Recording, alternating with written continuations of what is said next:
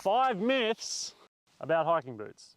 There's so much fear-mongering about what you need to be wearing on your feet to stay safe in the mountains. It's time to clear up a couple of myths and misconceptions about hiking boots. Hey, I'm Chase Mountains and I help hikers with knee pain. And it's thanks to footwear like this that I have a job. But in this video, we're going to talk about why you should be making the transition back to natural footwear and starting to use your feet and ditch the boot. When I started my career working in outdoor shops and fitting boots, I found myself pretty much parroting the same kind of nonsense without having really any idea about what I was talking about when it comes to the foot. So in this video, I want to teach you a couple of things about the foot and dispel some of these big myths about hiking footwear. Myth 1 is that boots like this with a high stack height and a really rigid sole are somehow going to protect you from the environment underneath your foot. But in reality, all it does is take away the sensory information that's coming through the bottom of the foot. And personally for me, I like to be able to feel the trail underneath my foot because it's that information that's keeping me upright and moving me forward in the mountains. And this is a perfect example. Hiking boots are always talking about getting the most traction. Your foot is the perfect hiking tool. And this kind of shoe that can actually move is giving you just the right amount of protection, but still allowing the foot to be able to move and do its job. Have a look at the difference in traction and purchase that I can get in a Vivo, where the foot is wrapping around the object that I'm stepping on. I've got all of these sensory points in the foot. We do the same with a rigid boot. It's not really moving anywhere and it's actually incredibly unstable. Second myth that I want to talk about, and this is a big one that you hear all the time. What about ankle support? You need ankle support. Look, in my opinion, take it or leave it. That's complete nonsense. The ankle should be able to support itself. There's no amount of leather and rubber that's going to stop you from rolling your ankle if it's going to happen. But if it does happen, you need to have mobility and stability and strength in the ankle. In a Vivo, you have a round surface where you can smoothly roll off onto the outside of your ankle. In a rigid boot, it's either all or nothing. You're either snapping your ankle or you're solid on your foot. There's nothing in between. And actually, boots that have a really high stack height makes the risk of rolling the ankle even worse. So that's my opinion on that one. All right, myth number 3. This is a bit of a secret. You hear people say this all the time. If you're carrying a heavy pack, well then you definitely need a rigid, supportive boot. Here's my opinion on this. It's more about graded exposure and slowly building up your ability in carrying a heavy pack than it is about what you're wearing on your feet.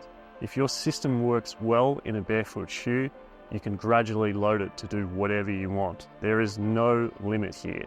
You can carry a heavy pack, still wear a barefoot shoe. Myth number 4. The fourth myth is about protection from the cold. I think most people's experience in wearing boots in cold weather is in a rigid boot where the boot's tied really tight and cutting off your circulation. A lot of people think that in a barefoot shoe, because they're closer to the ground, they're going to be colder. And yeah, that might be true if there's less distance between the snow and your foot, for example. But from my experience, I like to be able to move my foot around inside the shoe and create more heat. When you've got a very rigid boot, especially when it's tied really tight, it can often cut off circulation, and that can be super dangerous if you're in a cold environment. I would much prefer to be able to move my own foot and generate a little bit of warmth. Okay, before we do the last myth, there's an idea in hiking, a bit of a story from my personal experience, and it's probably similar to yours. There's this idea in hiking that it's normal to have blisters, that it's normal to have squished toes, or it's normal to have plantar fasciitis or rolled ankles. And it's actually just not the case. I stopped wearing boots completely when I was really young, and I just started wearing trail runners or normal shoes, and I figured out actually this is entirely possible, and I don't have to go through the pain of wearing a stiff, rigid boot. But I was so happy when the Vivobarefoot tracker came out. I think it was in 2020, and I was like, this is the perfect balance. We don't have to sacrifice anything else. There's still traction, there's still leather, there's still protection, there's still warmth.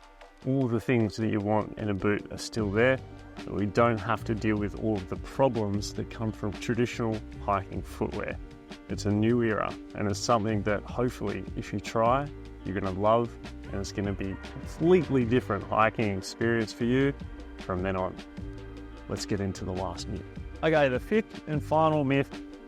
People will say, well, I can wear barefoot shoes for a short day hike, but for a long hike, I definitely need a more supportive traditional shoe. And to them, I would say you need to gradually expose yourself to slightly longer hikes in barefoot shoes. If you can do it for a day hike, you can probably do it for a longer hike. I know through hikers that are doing 500 and 1,000 miles wearing barefoot shoes, and they absolutely love it. You have to slowly and carefully dip your toes into the barefoot world, and you have to use graded exposure so your body gets used to it over time. Don't try and go from zero to hero. You need to respect your feet, respect your body, and let the changes happen over time. Thanks for watching this video. I'm Chase Mountains. If you want to check out my YouTube channel, you can click a video right here and check out the mini course that I did with Vivobarefoot. You can see it in the link in the description or click right here to learn about it. I'll see you on the summit.